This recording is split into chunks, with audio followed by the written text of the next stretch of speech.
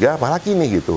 Nah, ada teman namanya Ibu Lia itu, teman saya yang dulu sama-sama dia tuh interior designer tapi bikin taman juga. Jadi kita berteman. Suatu hari dia pulang dari mana, dia ngasih buku, naruh buku di depan saya. Nah, saya masih ingat namanya Vertical Garden gitu. By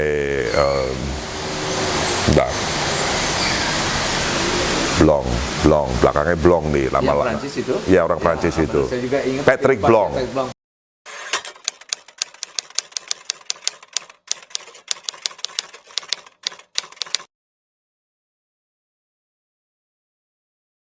Ya, orang Prancis itu. Saya juga ingat Patrick Blanc. Patrick Blanc. Itu ya, kira-kira gitu. Waktu saya buka, saya bilang, waduh ini bisnis berikutnya menurut saya. Selain kita bicara apa nih landscape, ini bisnis berikutnya. Gitu. Jadi di awal-awal kita bekerja sama dengan Ibu Lia itu gitu. Tapi saya terus terang inspirasi saya itu Ibu Lia itu. Itu yang awal kita jadi akhirnya kita kerjasama, tapi sempat berhenti juga karena dia ikut suaminya ke Amerika beberapa tahun gitu. Terus setelah balik kita kerjasama lagi dengan Ibu Lia gitu. Jadi lalu kalau restoran kan udah 2006 itu sebelum masih ada uang itu 2006, 2008 mulai nggak ada uang, 2009 parah. Saya pikir saya pasti tutup. Jadi menurut saya itu tsunami yang pertama di Gunung Hijau. Kita mulai kesulitan keuangan, mulai tidak tahu apa yang kita mesti lakukan. Jadi dalam proses kita Gunung Hijau selama 22 tahun itu tidak seperti dilihat orang mudah. Menurut saya gitu, yang tidak pernah di dalam mungkin nggak pernah tahu, tapi kita benar-benar harus meras kepala untuk bagaimana caranya untuk supaya kita tahu survive. Karena saya selalu berpikir gini loh Pak, kita punya karyawan itu kan, karena kebetulan saya nggak punya anak gitu ya, itu underline itu dulu, saya nggak punya anak, jadi saya menganggap karyawan saya seperti anak saya gitu. Jadi kalau mereka menderita atau mereka apa ya, saya merasakan yang, aduh ini gimana caranya? Jangan sampai saya memecat karyawan gitu, karena sampai hari ini seingat saya tidak pernah lay off karyawan loh. Tsunami kemarin pun walaupun mereka harus dipotong-potong gajinya, tapi sampai hari ini kayak cuma 2 yang nggak ada saya lihat, tapi bukan karena dia pindah kerja ya. Jadi selama tsunami itu hanya dari mungkin 50 karyawan atau 65 karyawan itu ada 2 yang dia ikut kakaknya dan sebagainya, tapi nggak ada satupun yang kita dapat. Jadi kita masih bisa survive hari ini loh. Waktu 2 kali lockdown itu kita bisa survive. Itu yang saya coba pertahankan Pak gitu. Karena itu ternyata nggak gampang loh. Ternyata kalau perusahaan terus kita udah terlalu attach dengan karyawannya. Kecuali saya nggak attach loh ya. Saya ada masalah langsung aja saya cut, selesai. Udah kita tutup aja. Kita gulung tikernya. Kita bisnis yang lainnya itu. Kita udah nggak bisa seperti itu lagi. Karena kita bidani dari nol. Dulu kita dari scratch, benar-benar scratch, menurut saya begitu Pak. Iya, kita punya karyawan itu ya kalau dalam bahasa saya bilang aging. Udah ya kalau whisky aging sih bagus ya gitu, wine gitu bagus aging. Tapi kalau karyawan menurut saya kurang ya. Tapi kita terus terang punya karyawan tuh banyak udah di atas 10 tahun. Semua gitu ya, tapi ini kita tetap coba pertahankan dan mungkin kita akan mix dengan yang darah-darah muda untuk mulai masuk, karena kalau saya masih hari ini masih jadi pemimpinnya juga udah nggak muda lagi, jadi drive-nya sudah turun lah gitu. Jadi saya juga pelan-pelan mesti menyiapkan generasi berikutnya nanti gitu Pak gitu. Kita mesti sadarin itulah, karena umur nggak bisa dilawan Pak gitu ya. Jadi tapi ya selama 20 sekian tahun itu mereka bisa menerima lah susah senangnya di perahunya. Kalau saya katakan kita ngelewatin badai gitu. Jadi saya kalau meeting itu saya bilang kita lagi dalam posisi di tengah badai. Nah kalau kapal tengah badai, karena saya pernah ngalamin dulu ya, jadi saya udah helpless. Saya cuman nggak tahu lah. Kemudian orang udah berdoa, semua jenis agama didoain semua mungkin ya orang-orang itu di kapal, karena ombaknya mungkin 12 meter, 10 meter selama 5-6 jam itu kita udah diem semua awak kapal, penumpang udah muntah semua. Jadi di titik itu kadang-kadang kita juga harus diem, kita berpikir apa yang harus kita lakukan berikutnya kalau badainya reda. Tapi kalau kita kesapu ombak ya kita selesai gitu. Jadi di saat-saat seperti itu memang kadang-kadang ada energi yang nggak tahu dari mana yang membuat kita bisa selamat gitu. Kadang-kadang begitu. Jadi saya kadang-kadang kalau ada badai dulu ya, bukan kadang-kadang, dulu waktu saya badai itu saya cuma berharap satu aja, ini kaptennya jangan panik, dah gitu aja dah gitu, karena penumpangnya nggak bisa apa-apa kan, di belakang dia aja goyang pada mutah, tapi kaptennya kalau panik ikutan goyang ikutan mutah terus pingsan ya selesai kita kan begitu. Jadi dia lihat horizon nih mana nih di arah kapalnya harus bener kan begitu. Jadi di hari ini saya juga selalu katakan sama, jadi saya tetap berusaha untuk sebagai kapten kita harus tenang dan kita mesti fokus ke depan gitu. Jadi nggak ada nunjukkan rasa takut dan sebagainya, karena ya kita hadapi. Badai itu bukan untuk kita lari dari badai, nggak bisa Pak. Udah tengah laut tuh kita mau lari dari badai mau kemana? Kalau kapal loh ya. Kalau pesawat mungkin kita manuver mungkin keluar dari awan begitu. Tapi kalau kapal nggak kemana, kita juga harus ikutin terus sampai dia selesai badai itu. Gitu. Nah, dalam hidup ini memang kurang lebih perumpamannya juga seperti itu. Ada titik tertentu memang kita memang sudah nggak bisa melakukan apa-apa. Nah, pada saat kita berserah diri itu, nanti ada terbuka jalan. Ada energi yang kita nggak tahu dari mana itu. Iya, iya. Kita anggap remeh X faktor mereka ya. Saya percaya itu, gitu. Jadi ya kadang-kadang ya dalam hidup saya juga sama. Kadang-kadang dulu ya sekarang yang rumah yang kita dudukin itu kan saya nggak beli cash, saya nggak punya uang untuk beli cash untuk rumah ini. Ya kan, jadi waktu itu saya cari rumah karena saya lagi tunangan. Saya tunangan waktu itu, jadi saya pernah tunangan. Saya cari rumah ini gara-gara teman saya bilang, loh nanti kalau mertua kamu tahun mertua itu mau datang, terus kamu tinggal di mana? Masa saya tinggal di Godong Hijau, kan bukan tempat saya itu kan, saya cuma di kamar kecil begitu. Saya jadi terpikir, oh ya bener juga ya, saya masih punya rumah nih. Kalau mertua datang, saya tahu rumah saya dong begitu. Saya cari rumah. Ketemu rumah ini, tapi saya kan nggak mampu beli karena rada gede ya, terus uangnya besar lah waktu itu pada zaman itu kan. Jadi akhirnya kakak saya dorong saya, udah ke bank BCA aja lah kamu KPR gitu, kita begitu gitu. Jadi sama 13 tahun saya tuh trauma sekali lihat logo BCA warna biru itu. Karena setiap tanggal 13 saya ditagih, saya mesti bayar gitu. Tapi selama 13 tahun itu seingat saya nggak pernah mangkir lah gitu. Saya nggak pernah minta restrukturisasi lah gitu. Ya, jadi setiap saat kita mau perlu ada aja. Yang ada orang yang udah lama utang nggak bayar tiba-tiba bayar. Ada tanaman yang udah ngejogrok berapa tahun-tahun nggak ada yang beli, tiba-tiba ada yang beli, gitu kan. Terus tiba-tiba ada orang nawarin untuk bikin taman, gitu, ada aja gitu. Jadi saya kadang-kadang percaya, kadang-kadang ada X faktor tuh, ya mungkin manusia itu lahir ada apa ya, mungkin ada hal yang mungkin bantu dia, yang tidak pernah dilihat, dia kan nggak pernah lihat orang itu, gitu. Dia nggak pernah lihat siapa yang bantu dia, gitu. Tapi kadang-kadang kita bisa terbantu. Gitu. Oleh sebab saya sangat percaya itu, karena kan saya sudah 60 tahun Pak. Kalau umur saya baru 16 tahun, mungkin saya masih belum percaya karena masih terlalu pendek itu. Udah 60 tahun saya mulai percaya. Oh iya ya, benar. Ada siklus seperti itu kan? Ada, sangat ada. Bahkan sangat kita di pojokan pada saat kita udah berusaha semaksimal mungkin dulu, sampai udah nggak ada yang mau dilakukan lagi, pada duduk ada hening itu seperti terbuka pintu. Ya. Iya, jadi tapi menurut saya kuncinya itu tidak panik. Menurut saya dalam kondisi apapun, ya kalau saya pikir kita nggak usah panik lah, gitu. Karena kepanikan itu tidak memberikan manfaat dalam kondisi yang gawat, gitu. Dalam kondisi gawat kalau kita panik, malah kita jadi lebih buruk skenario. Jadi mestinya nggak usah panik. Itu dulu. Jadi tadi yang bilang dalam keheningan tadi. Jadi kita harus diam, kita harus berpikir untuk keluar dari masalah, gitu. Tapi buat saya Pak, kadang-kadang saya suka cari masalah mungkin ya. Jadi saya kadang-kadang suka tantangan gitu. Jadi kalau ada masalah itu, kalau misalnya, waduh perusahaan nih, duit tinggal segini nih, ini sebulan 2 bulan lagi kita bisa kolaps nih kalau nggak ada tambahan duit.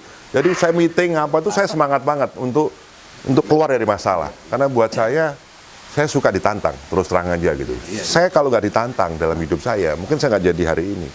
Saya selalu ditantang. Jadi kalau orang kadang-kadang pengen lari dari tantangan, dari masalah, saya kadang-kadang masuk ke dalam masalah itu. Karena buat saya itu proses. Dimana saya bisa sampai hari ini, ya saya nggak punya harta yang banyak banget ya enggak, tapi paling tidak ya cukup lah. Saya pengen makan hari ini bisa, mau nonton film bisa, kan gitu ya Pak ya. Punya kendaraan, punya rumah, menurut saya udah cukup lah.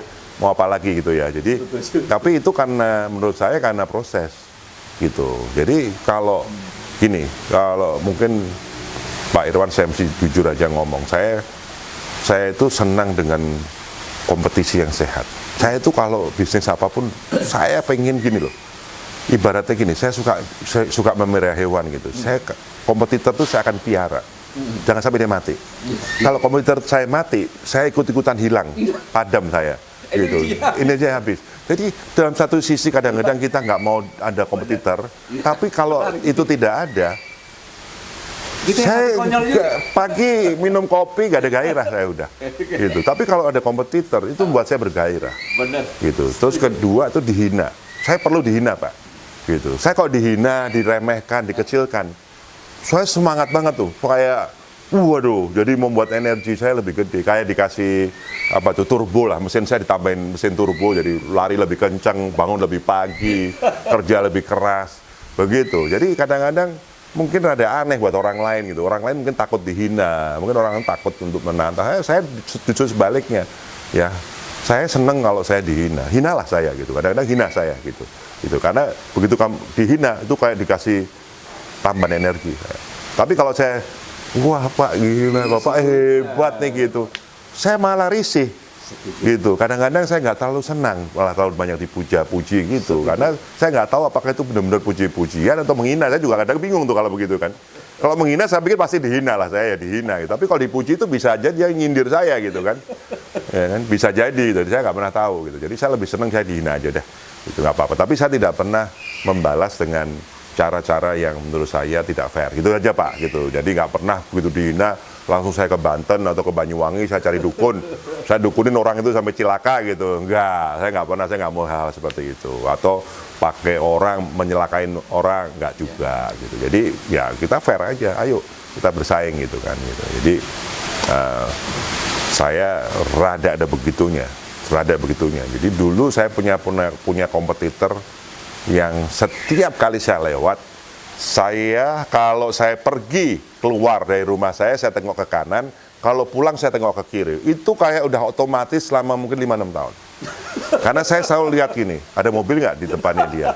Kalau saya pulang masih ada mobil nggak di depan tempat dia bekerja gitu.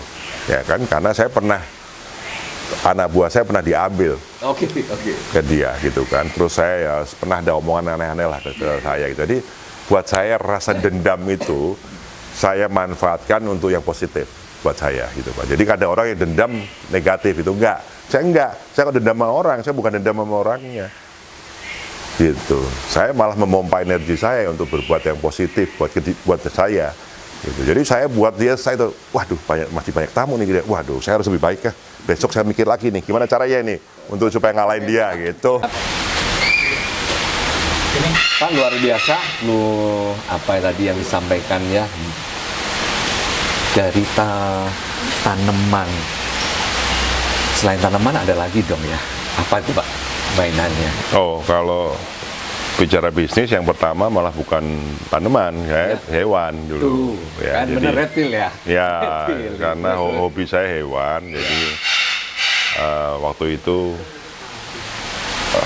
pulang dari Amerika pun saya bawa reptil ya, bawa ular gitu ya. Jadi dalam perjalanan saya itu banyak hewan yang orang lain nggak suka, saya suka malah gitu. Jadi zaman tahun 90-an itu aneh, orang piara ular tuh aneh Pak, nggak kayak hari inilah, udah biasa reptil, tapi itu aneh gitu. Jadi waktu itu kita punya temen 4 orang yang hobi reptil, tapi nggak punya teman lagi, cuma 4 orang di Jabodetabek ini 4 orang. Jadi kalau tiap weekend ketemu ya 4 orang itu lagi. Jadi salah satu dari kita atau saya lupa punya ide, gimana kalau kita cari teman baru nih, sama-sama penggemar reptil. Caranya bagaimana? Bikin perkumpulan. Nah pas kebetulan ada acara Flona di Lapan Banteng, kita sewa booth 1, kita jual reptil juga, tapi ya belum banyak.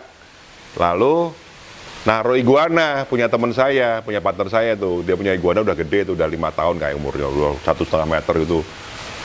Kan iguana kalau ditaruh diem Mbak, jadi nggak kayak binatang lain. Kalau ditaruh di atas rak gitu, dia diem kayak patung, jadi nggak kemana-mana. Nah waktu itu orang lihat heran, pada mau beli semua, karena tahun 94 tuh lagi Steven Spielberg lagi ngeluarin Jurassic Park 1. Jadi Pas. semua anak-anak, orang tua nonton film itu semua. Jadi anak-anak pasti bermimpi kan, punya piaraan kayak dinosaurus kan begitu. T-Rex lah mungkin waktu itu namanya. Iya. Nah, waktu dia lihat itu langsung sebagian orang mengasosiasikan dengan Jurassic Park. Kan kayak hewan purba gitu. Jadi pengen punya gitu kan, aneh. Ya kan? Jadi setelah sekian hari ditanyain orang harga berapa dan sebagainya, saya berpikir, waduh, bisnis sense saya langsung ngomong, ini kayaknya bisa jadi duit nih. Kalau hari ini bahasanya bisa cuan nih gue gitu kan gitu. Jadi saya beli buku, saya suruh catat nih yang minat, ayo tulis namanya siapa, teleponnya di mana, mau Open berapa PO. ekor. Hari ini open PO hari ini namanya, dulu belum ada, dulu namanya Inden. Oh, Inden, Namanya iya, Inden, iya. zaman Iya. tahun 90-an kita ngomongin Inden. Inden. Silakan Inden gitu kan. Betul. Belum ada open PO. Jadi saya kaget juga setelah 2-3 minggu atau selesai pameran itu, ada 250 orang yang minat. Banyak. Minat loh ya. Banyak. Saya ngomong ke kantor saya bilang begini, 250 orang, anggap aja seperempat aja deh. yang benar-benar serius mau beli kan, Iya. kira-kira 60-70 orang yang serius mau beli kan begitu. Lumayan hari itu kan. Jadi saya minta tolong teman saya waktu itu yang importir reptil untuk import. Iya. Ya gitu. Jadi import yang pertama masuk nggak sampai seminggu selesai langsung gitu kan. CF langsung. Langsung CF. Kita itu merasa cari duit paling gampang dalam hidup saya waktu itu tuh saat itu. Jadi saya itu gampang banget gitu. Terus terang aja jujur aja saya punya margin 1000% Pak. Ya ini karena udah kelewat 26 tahun saya berani ngomong lah. Kalau dulu saya ngomong saya bisa dibunuh orang kayak gitu.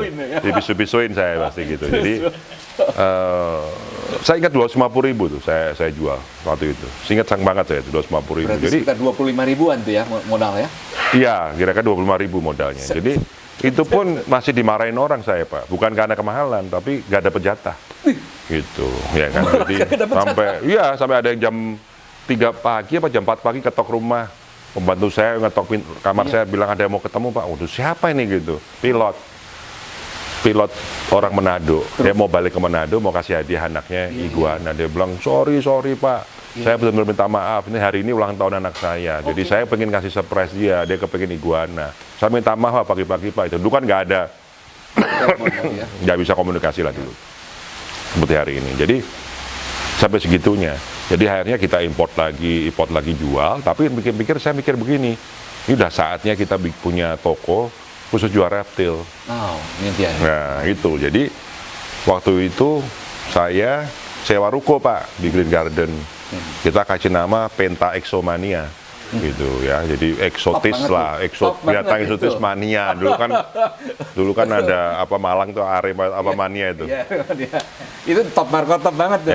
Ya Jack mania lah hari ini ada lah gitu kayak gitu-gitulah. Dulu terkenal banget ya mania begitu. Jadi kita buka toko yang itu, cuman kita tidak yang pertama jual reptil. Dulu ada namanya Amazonia, toko reptil. Toko pet. Jual macam-macam lah, ada anjing, kucing, burung dan sebagainya, tapi jual reptil, pinggir tol ya gitu. Nah saya tidak mengambil arah itu, saya spesialisasi reptil gitu. Jadi akhirnya saya baru sadar bahwa itu toko reptil pertama di Asia Tenggara tahun 94. Asia Tenggara. Iya karena ada wartawan dari Asahi Shimbun yang reporter yang ditaruh di Singapura, terbang ke Jakarta hanya interview saya. Khusus pagi datang sore pulang. Nah saya heran kan, saya bilang ngapain kamu interview saya susah-susah? Kan di Jepang banyak toko reptil, setahu saya bilang, benar dia bilang begitu. Tapi setahu kita, kata dia, di Asia Tenggara kamu yang pertama tahun 94 itu. Ya mau Singapura, Malaysia, Thailand belum ada Pak orang punya ada toko reptil gitu. Orang piara reptil ada, tapi toko yang khusus piara reptil baru kita. Kalau sumber datanya dari Asahi Shimbun sih kita percaya ya mungkin ya, itu mungkin benar ya. Makanya saya berani ngomong, kemungkinan dia benar ngomong begitu. Jadi nah sekarang ada beberapa cerita yang agak unik sih mestinya. Waktu awal-awal buka itu kan saya hari pertama saya buka toko itu ada ibu-ibu lewat di depan toko saya. Kan saya pakai kayak semacam akuarium Pak, hari ini kan jual akuarium Pak, ada lampu-lampunya gitu. Nah ibu tuh lewat mau ke Pizza Hut, pas lewat ke depan saya dia nengok, saya pas di tempat kasir gitu. Dia nengok, lihat saya, terus lihat lagi, kok akuarium kok kosong ya gitu pikir dia, tapi ada lampunya gitu loh. Dia bilang, Dek, gitu, saya main gitu, Dek, ini jual apa? Nah, gitu dia tanya gitu. Reptil Bu, gitu. Reptil, apa tuh reptil gitu? Ya ada ular, ada biawak, ada kura-kura gitu. Terus dia dengan muka yang saya masih ingat banget tuh, mengkerut begitu juga. Apa laku? Begitu katanya. Ada yang beli kayak begitu gitu. Bisa dibayangkan orang yang pertama memberikan komentar waktu saya baru buka toko begitu jam 8 atau 9 pagi itu ngomong ada yang beli nggak sih kayak gini nih gitu kan. Saya benar-benar runtuh semangat saya ya kalau tadi dia katakan down gitu langsung. Aduh, saya bilang mati dah ini benar-benar salah nih saya gitu ya. Waktu itu lumayan muda lah saya, belum terlalu tua saya waktu buka itu. Umur saya mungkin 27 tahun, 28 tahun. Nah, setelah itu berjalan memang perlu waktu ya untuk supaya orang kenal karena dari zaman-zaman itu tidak ada sosial media gitu. Jadi kita cuman ketok tular pakai nama teman-teman aja gitu. Nah, ada satu kejadian waktu itu pas lebaran ya. Mau lebaran, tutup dong kita ya. Puasa buka tapi mau lebaran kita tutup dong, karyawan pulang semua. Kebetulan saya punya temen kenal sama anaknya Emilia Contessa, namanya Denada. Iya, Denada. Ya, dia tuh salah satu langganan saya. Salah satu langganan saya. Dia termasuk yang unik juga. Punya ular gitu, seneng lah. Pernah ketemu saya tuh seneng punya ular. Suatu hari dia minta tolong ke saya. Pak, Om, buka stand dong Om di tempat mama gitu. Jadi mamanya itu jadi I.O. Di apa sih di puncak yang garden apa namanya? Green Apple. Nah, Green Apple itu ada lapangan. Zaman dulu dia festival jazz gitu-gitulah. Terus buka booth ya, jual makanan, jual ini, jual itu gitu. Saya suruh buka, saya bilang nggak ada yang beli lah dari itu. Ini nggak ada orang, saya bilang udah maksa-maksa. Akhirnya mamanya malam-malam telepon. Pak Chandra, tolong dong bukain saya. Saya nggak enak, akhirnya saya ngajak teman saya karena nggak ada karyawan. Saya bawa beberapa ular, saya jualan situ. Ya tahu sendiri pasti nggak laku. Laku satu. 50.000 saya masih inget tuh. Laku satu ular sanca itu ada yang beli saya atau siapa 50.000. Selebihnya saya nonton jazz aja. Saya lihat jazz begitu, saya mau pulang, saya lagi benah-benah gitu, ada satu orang agak berumur gitu nyamperin saya. Ini jualan apa nih gitu? Ular Pak. Buat apa ular? Ya dipiara Pak. Saya kan punya toko reptil khusus jual ular untuk dipiara. Oh iya. Oh, kamu jangan mana-mana ya. Saya panggilin teman saya begitu. Jadi saya tunggu, saya lupa nanya ini siapa ya Pak. Saya tuh nggak datang nih. Jadi saya udah mau tutup lah, saya mau angkat lagi barang, datanglah sosok yang dia bilang mau dikenalin itu. Langsung saya dihujani pertanyaan macam-macam. Gitu kan. Terus saya buta, saya jawab pakai bahasa Latin lah gitu-gitu. Jadi merasa ini ngerti lah orang ini mungkin loh ya. Terus ngasih kartu nama, saya lihat Rudi Badil, Kompas gitu, gitu ya kan. Jadi wartawan gitu ya. Terus kapan saya bisa interview gitu? Saya bilang, galak nanti Pak, galak banget. Cecer habis tuh ya. Belum, tapi dia kelihatan galak karena kepingin ketemu saya untuk interview waktu itu. Saya bilang belum Pak, jangan dulu. Saya bilang nanti saya kasih telepon karena karyawan saya pada pulang, tempat saya kotor nih, kan saya sendirian, saya bersih sendiri kan. Gitu. Selama seminggu mungkin 7 kali atau 6 kali saya diteror. Kapan buka? Dari waktu saya bilang oke, besok datang, yang dilakukan dia pertama bukan nyalamin saya. Ini saya dipukul sakit banget, wah gitu. Kamu nih katanya, bikin saya nggak bisa tidur di berhari-hari. Loh, kenapa Pak? Saya udah pengen interview kamu, udah mau pecah nih kepala saya gitu. Saya masih ingat tuh kata-kata dia. Ya, ini terima kasih di almarhum Pak Badil, udah 3 tahun yang lalu dia meninggal, jadi sekarang udah almarhum. Jadi tuh, ya sejak itu dia mulai tanya-tanya macam-macam dan membawa fotografernya yang namanya Edi Hasbi yang tadi kemarin saya pernah kenal itu pertama kali first assignment untuk Edi Hasbi ke tempat saya. Gitu ceritanya. Dia bilang 94. Itu tanya Edi Hasbi itu 94 dia mulai masuk ke Kompas dari Jogja. Dari Bernas kalau saya nggak salah, Jogja. Nah itu saya merasa ditipu. Waktu Pak Budi Badil dari pagi sampai malam dia punya foto-foto, dia cuma ngobrol kayak gini Pak, ngobrol gitu, nggak pernah nyatet. Nyari catet satu pun nggak dicatet. Terus nggak pakai rekaman apa, saya direkam, nggak ada. Dia cuma nanya doang, ini itu, terus malam makan kedua tuh jam 7 terus pulang gitu aja. Jadi saya waktu nyetir pulang ke rumah saya pikir, loh ini bener-bener wartawan apa enggak ya ini ya gitu. Semua wartawan masih ngerekam, nyatet kan gitu. Ya kan? Dia enggak gitu. Tapi seminggu atau 2 minggu setelah itu dia telepon saya pagi-pagi, udah terima Kompas belum, gitu. Udah baca Kompas belum pagi ini? Saya bilang belum. Kenapa? Katanya saya karena belum sampai kalau jam 7 gitu kan. Loh, kamu tuh tinggal di kampung mana? Loh, dia marah tuh waktu itu tuh, karena merasa Kompas harusnya datang pagian di tempat saya. Katanya saya masuk ke halaman warna 2 halaman gitu waktu itu. Nah, sejak itu Booming. kayaknya semua media elektronik maupun media cetak maupun media apa tuh TV atau apapun semua interview saya, Pak. Saya masuk program macam-macam lah di TV lah gitu. Waktu zaman itu masih senang saya di interview, tapi hari ini saya kurang mestinya. kan? Ya, jadi booming. Reptil tuh bener-bener boom gitu. Tapi kan saya juga berpikir gimana manage supaya ini bagus nih ya, nggak cuma dari media aja tapi bagus. Jadi waktu itu saya menggunakan, ya hari ini namanya endorse gitu. Saya nge-endorse artis tapi nggak bayar gitu.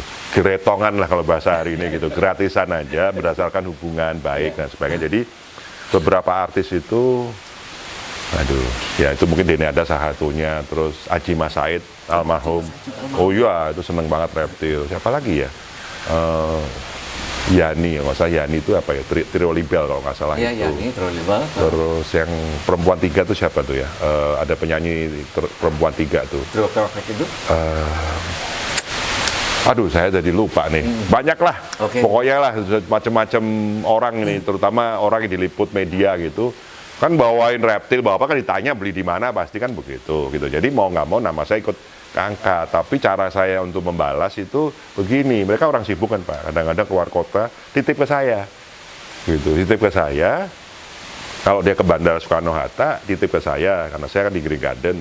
Terus pulang mampir lagi ngambil, jadi saya piarain tuh binatangnya gitu. Atau kalau dia nggak sempat mampir, saya kirim ke rumahnya kalau dia pulang. Kedua, saya suplai makanan, tikus putih lah, apalah itu kan dia repot tuh, sibuk. Jadi ada simbiosis mutualisme lah waktu itu. Jadi zaman itu udah kita lakukan menggunakan endorser yang hari inilah orang bilang itu, zaman itu gitu. Kedua, saya bikin kontes iguana pertama di dunia. Saya bisa yakinkan kontes iguana itu dikontesin Pak. Gitu. Oh, ya? Iya, ular dikontesin zaman itu. Jadi kalau Anda lihat hari ini kontes iguana kita ular yang ada sekarang ini tahun 94 sudah saya lakukan. Gitu ya. Nah, begitu. Jadi membuat orang jadi bersemangat lah untuk piara reptil gitu ya. Tapi itu hanya berlangsung 2 tahun menurut saya. Karena ada isu reptil itu di Amerika waktu itu. Iguana itu bisa menularkan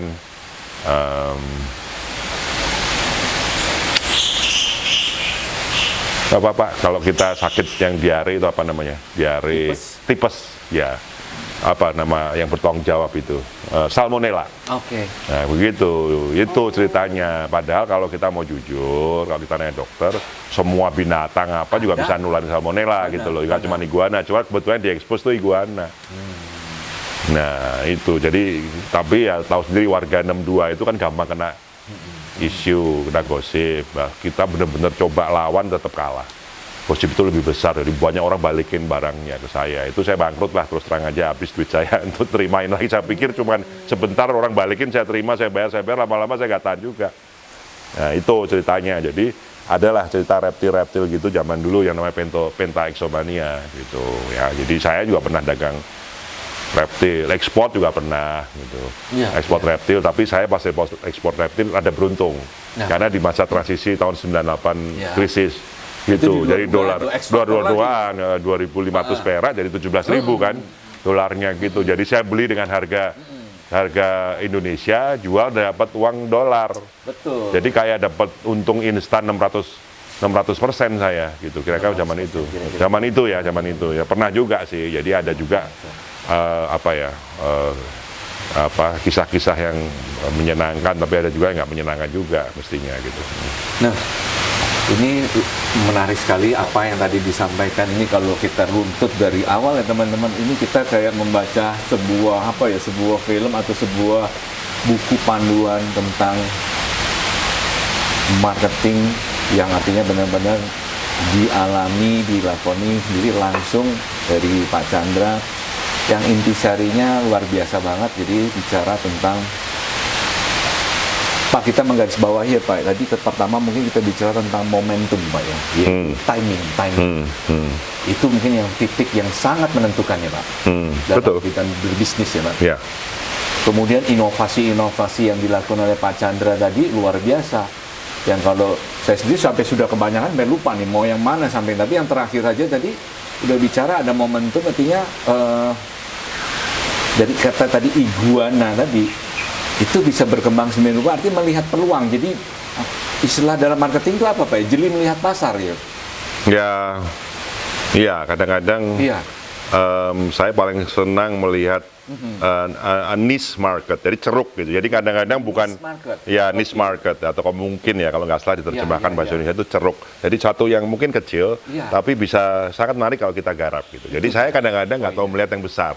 Saya tuh bisnis saya nggak mainstream Pak, gitu ya. Saya nggak produksi baju, tuh kaos, nggak bikin sepatu, ya kan? Atau buka coffee shop, ya ada sih coffee shop, tapi nggak fokus untuk itu. Nggak, saya kalau bisnis mainstream saya nggak tertarik. Saya justru selalu pengen cari bisnis yang orang lain nggak mau kerjakan di awalnya. Gitu. Itu saya senang begitu, karena buat saya challenge itu. Kalau saya berhasil, tapi kalau ditanya apa selalu berhasil, ya enggak juga. Ada juga bisnis saya juga jeblok juga kan gitu. Jadi tadi sampai tadi tidak semuanya juga berhasil ya. Itu memang itulah kehidupan. Iya, dramanya. Iya, enggak. Kan biasa kalau orang cerita kan cerita yang berhasilnya aja. Benar.